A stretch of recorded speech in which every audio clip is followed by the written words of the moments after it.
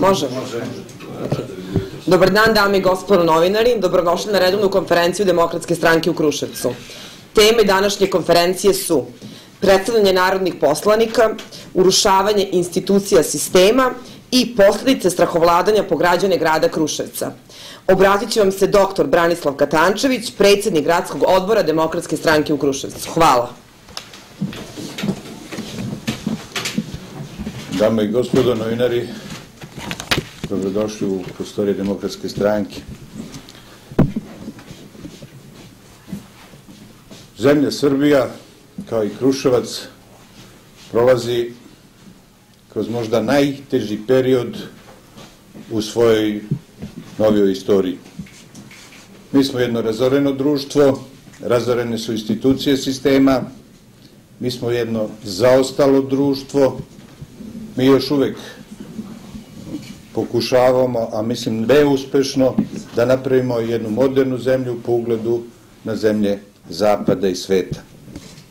Mi danas možemo samo da naslutimo, mi ne znamo razmere naše propasti, odnosno propasti institucija sistema. Kažem, institucije sistema postoje samo na papiru. Ja moram da vam kažem nešto, bilo koje hoćete institucije, evo obrazovanje, na primjer. Vidjet ćete frapantne podatke da, na primjer, u jednoj godini, 2011. godini, podele se, na primjer, negde oko 11.000 diploma, već u 2012. 22.000 diploma, fakultetskih diploma, a po kuloarima se priča da je podeljeno nekih 100.000 diploma. To je negacija svih civilizacijskih tekovina ovog društva. Mi danas imamo da gradonačelnik Kruševca dobije diplomu 12.10.2012. godine Niškog univerziteta na Ekonomskom fakultetu. Mi danas imamo da predsjednik države, znate na koji način dolazi do fakultetske diplome. Mi danas imamo direktora jednog sistema kao što je željeznica od 23.000 ljudi koji dobija diplomu 53 godine na Banjalučkom univerzitetu. Imamo ljude koji iz pečenjara ulaze i vode sisteme kao što je Kolubara. Moram da vam kažem da informisanje koje u svakoj normalnoj zemlji predstavlja stepen demokratičnosti jednog društva, ovdje postoji medijski mrak. Ja kao predsjednik Demokratske stranke 3 puta u pismenom obliku, a jednom i usmeno, sa direktorom radio televizije Kruševac, pokušao sam da dogovorim gostovanje na toj našoj televiziji koju svi mi, poreski obveznici, izdvajamo sredstva i plaćamo. Kažem, moramo da narodu kažemo istinu, da skinemo maske i da kažemo da je danas samovolja jednog čoveka je kriterijum za sva odlučivanja u Srbiji. Zloupotreba političke moći tog čoveka, koja je neosporna, je na delu, naročito od članova Srpske napredne stranke i naročito od rukovodioca na lokalu. Danas ovde u našem Kruševcu, koji je sve više siromašniji i sve više tužniji, imamo primer strahovlade. Mi imamo na desetine primjera ovde u Demokratskoj stranci ljudi koji su ucenjeni da mora da se člani iz Demokratske stranke, da su člani u Srpsku naprednu stranku, naročito ako nemaju rešenje za stalno zapošljenje. Imamo pritiska da bi se ti ljudi zaposlili, ako se jave na neki konkurs i tako dalje i tako dalje. Ja moram da kažem da služiti se vladavinom putem straha, onda pravno i bilo koje drugo nasilje dobija legitimitet u toj sredini. Ja moram da vam kažem, vi znate da se građani opštine Kruševac, kao i mnogi drugi gradova, su se organizovali u borbi protiv narkodilera i šta to drugo znači nego da institucije ove zemlje, odnosno država, polako izumire. Autoritarne tendencije su prisutnije nego ikada danas ovde u Kruševcu, što nosi primjer se diktature. institucije sistema, pre svega, nemaju taj kapacitet i potencijal da tu samovolju lokalnih moćnika na neki način zaustave. Neko mora da kaže Srpskoj naprednoj stranci i Bratislavu Gašiću da su institucije sistema postojale i pre nego što su oni došli na vlast i postojaće i posle kad oni odu sa vlasti. Ja lično volio bih da postoje neki sistem vrednosti, da postoje neka pravila ponašanja, da postoje zakoni po kojima bi se morali svi mi da ponašamo i da radimo. Međutim, istina je sasvim nešto drugo. Ja ću vam reći, uzurpiranje ovih institucija, pre svega zakonodavnih od strane izvršne vlasti, ima strahovite posljedice po građane ovoga grada. Lično na svojoj koži sam osetio i primer sam jednog takvog bahatog, nezakonitog ponašanja. Ja sam kao direktor Ribarske banje nezakonito smenjen i mogu da vam kažem, ovdje imam i rešenje, a mislim da je svima vama podeljeno. Rešenje o smeni sa mesta direktora Ribarske banje, u kome nije ni naveden ni jedan jedini razlog zbog čega se ja smenjujem sa tog mesta. Naveden je član zakona koji to reguliše, ali ni jedan jedini razlog zbog čega se ja smenjujem sa tog mesta direktora. Zamislite jednu ustanovu koja je 6 godina, 3 puta u domaćoj konkurenciji, 3 puta u međunarodnoj konkurenciji, postaje najbolja ustanova u poslu kojim se bavi. Zamislite ustanovu u kojoj postaje naučno-nastavna baza Medicinskog fakulteta Beogradskog univerziteta. Zamislite ustanovu koja zapošli skoro 300 radnika, novih radnih mjesta otvori u sadašnjem vremenu. Zamislite ustanovu koja postaje brend Srbije i smenjuje se direktor bez jednog navedenog razloga zbog čega se on smenjuje. Naravno, da sam tužio ministarstvo zdravlja i ministarku tog ministarstva i naravno da sam ih dobio na sudu. Ja imam rešenje koje je izvršno o vraćanju na posao. Oni su bili dužni do roku od 8 meseci mene vratiti na mesto direktora Ribarske banje, međutim, oglušili se od te zahteve, tako da mi sad smo podneli tužbu i pod pretnjom prinudnog izvršenja oni će to morati, kad dobiju tu tužbu, u roku 7 do 8 dana da me postave na mesto direktora Ribarske banje. Ja verujem da ću već sledeću konferenciju ovde u ovoj demokratskoj stranci držati kao direktor Ribarske banje. Jer ne postoji ni jedan jedini razlog da se tako ne desi. Sem, opet, ako ne dođe do izražaja samovolja pojedinaca u ovoj aktuelnoj vlasti. Ja nisam jedini slučaj ovakvog vršenja vlasti ovde. Vi znate da je direktor direktor filijale zdravstvenog osiguranja na isti način smenjen, da je direktor biblioteke na isti način smenjen i postavljeni su kadrovi Srpske napredne stranke koji po zakonu nisu ispunjavali i po statutu tih firmi uslove da budu direktori. Ja moram da vam kažem da je danas veoma teško biti član demokratske stranke. Još biti funkcioner, to je još teže. Jedini razlozi za moju smenu sa mesta direktora Ribarske banje bili su pre svega, što sam jedan od najuspešnijih direktora bio u Srbiji, što sam na neki način i postao član demokratske stranke, to je možda i bilo jedan od najvećih razloga da ja budem smenjen sa mesta direktora Ribarske banje. Reći ću vam nešto i o političkoj sceni Srbije i ovde Kruševca.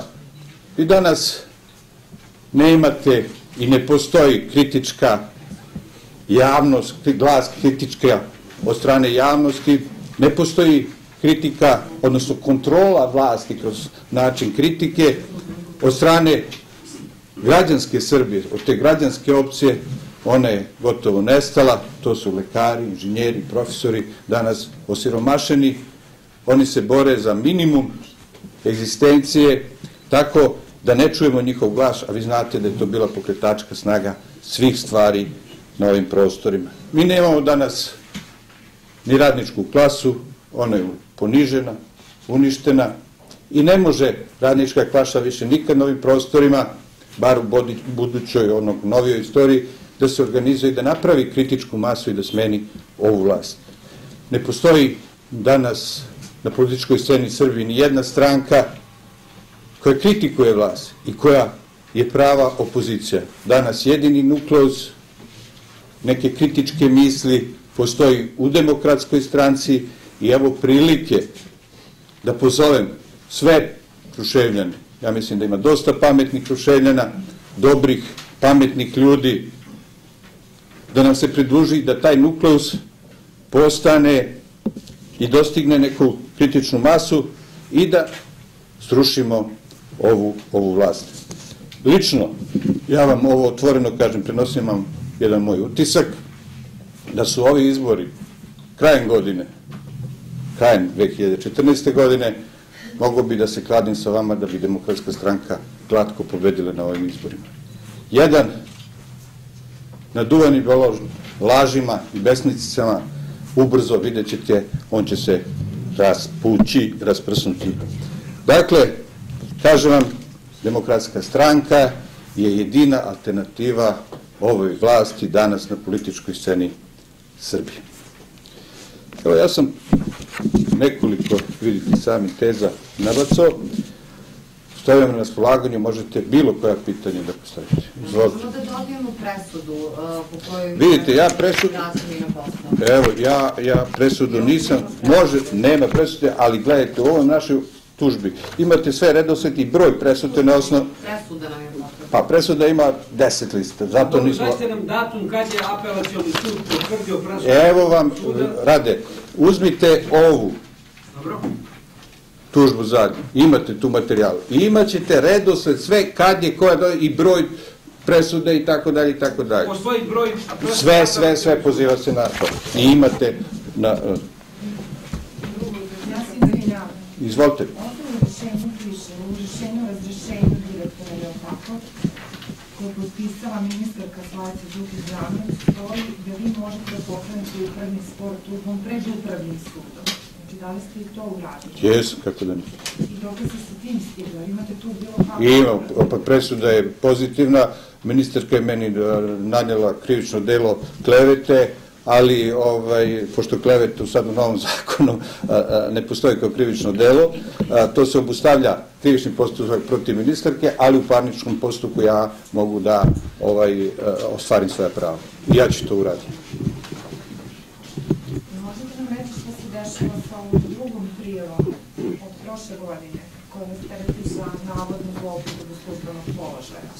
Čega ste bili u krivičnom? Pa ja sam vam malo pre rekao i mislim da možete iz te dokumentacije vidjeti da sam nezakonito smenjen. Protivustavno sam i pritvoren.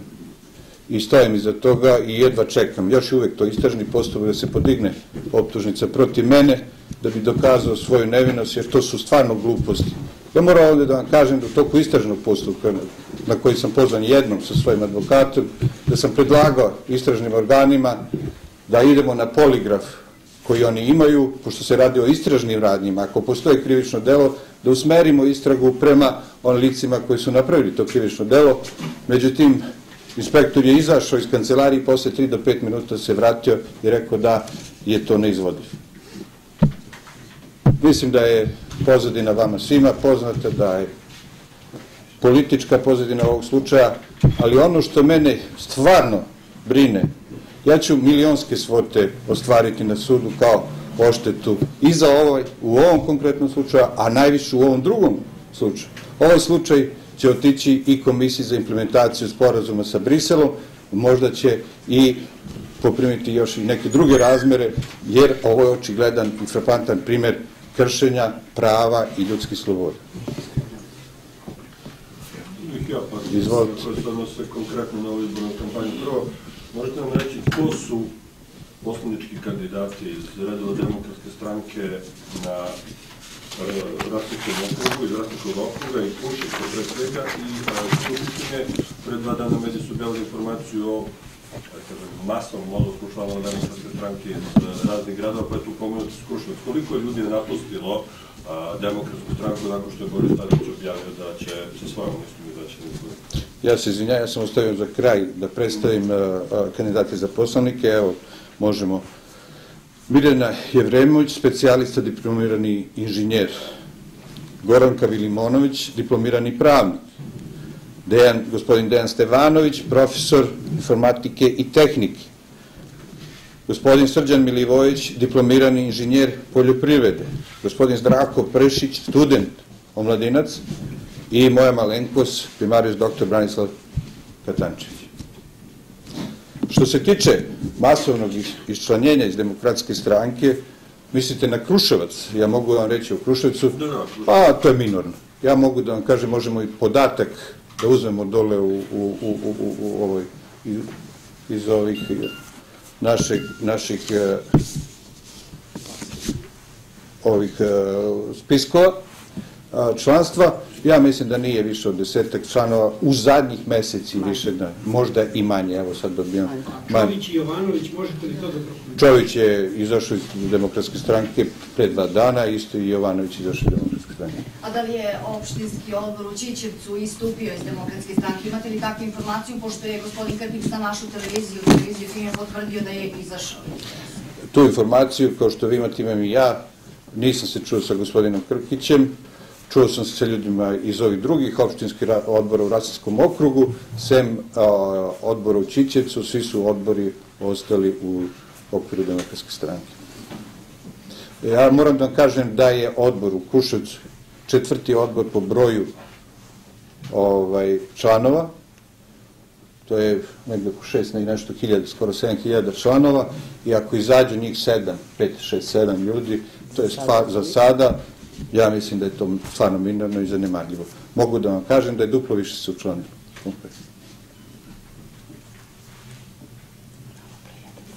Evo, sad su 2 gospodina dole se učlanili, baš pred vaš dolazak i to stvari ljudi. Da li vam je poznato da li je tužilac napravio optužni predlog ili nije, verovatno znate preko advokata kad je u pitanju ono pritvaranje koje se događa? Još uvek nemamo nikakvu informaciju, niti je advokat, niti sam ja pozvan što se tiče optužnog predloga, niti smo pozvani da podignemo dokumentaciju. Ja mislim da je u toku te istražne radnje, ali ja, verujte, sa nestrpljenjem očekujem taj proces. Mislite da će biti završeno dok prođu izbori ili će to trajati? Pa to je proces koji bi trajao, koji će da traje normalno 1,5 do 2 sigurno. Pa ja moram da vam kažem, vidite, ući u jedan proces pravni, dokazati nečiju krivicu, znate, ili da je ispravnost, treba vam 1 do 1,5 dana. To je normalan proces, ali tako. Napraviti jednu fabriku, treba vam da dovedete investitora, nađete, pa treba vam 1,5 godinu, 2. I šta radi ova vlast? Zna da je to mukotrpan posao, čekati 2 godine i pokazati da ste uspešni. Najbolje dajte u toku 1 nedelje, pritvorimo, najavimo, pritvorimo, optužimo, bez obzira ne razmišljajući o tome kako i kroz šta prolaze ti ljudi, kako i kroz šta prolaze njihove porodice i tako dalje. Ali to donosi rejting, to donosi glasače i, nažalost, imamo, ponovo kažem, zloupotrebu institucija, to je mnogo bitno. Ako nemamo institucija, sistema, nema nam napretaka, nema demokratije, nema nikakvog uspeha. Izvolite. Na čije vi glasove, dakle, u ovom trenutku u Kruševcu? Molim? Na čije glasove vi u ovom trenutku u Kruševcu? Demokratska stranka i Pokret za promene ima negde blizu 9.000 sigurnih glasova. Pre svega, to je glasačko telo i na koje se mi oslanjamo i u toku je kontakt sa njima. A mislim da ljudi koji razumeju političku scenu, da za demokratiju je potrebno najmanje 2, da vlast treba da razume opoziciju, jer bez dobre opozicije nema ni dobre vlasti. Sa apsolutnom vlašću dolazi i apsolutna odgovornost, ali i apsolutni kriminal. Ako vi danas možete da utičete na milicajca, na miliciju, možete da utičete na javno tužilaštvo, možete da utičete na sudije, pa tu se pojavljuje i apsolutni kriminal. Tako, otuda je u svim demokratijama, u svim demokratskim sistemima potrebno da imamo i kvalitetnu i dobru i jaku opoziciju. Ajde da vas ne podsjećam na Pašićeve reči kad su pravili te zakone, rekli su pazite, pravite ovako, kao da ćemo mi sutra da budemo opozicija. Znači, to su neki postulati demokratije danas. I mislim, ova težnja za apsolutnu vlastu, mislim da nigde ne vodi Srbiju. Imamo u ovoj novoj istoriji primjera i tekakvih i posljedica po Srbiju što se tiče te apsolutne vlasti. Možete samo da nas podsjetite koliko je glasova Pokret za promene na prošloj izborima? Ajde, reći ću između 14 i 15.000 glasova, a Demokratska stranka je 8.000, tako da skoro od 23.000 glasova je potencijal trenutno na ovim izborima. Kakve rezultate očekujete na ovim izborima?